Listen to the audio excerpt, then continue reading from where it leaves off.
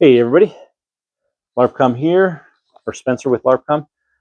I'm going to do an open boxing of the Holosun EPS. If you like my content, please like, comment, and subscribe. All right, so comes with this slip case over the top. Nice plastic warranty card, user's manual, cleaning cloth, little silica gel packet, and then the optic here itself.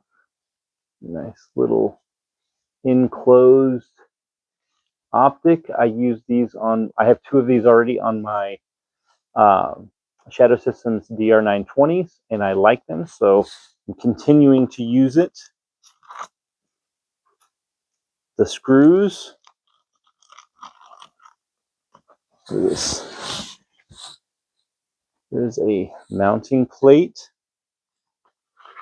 and the driver key for installing the screws.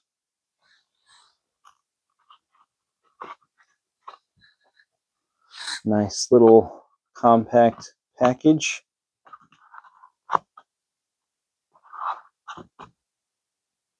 So look forward to a video of this being installed and on the Glock 17 Gen 6 that I have recently got. I took it to the range, so it's also going to be some videos of me doing some drills and shooting and not just sitting here talking about stuff in my basement.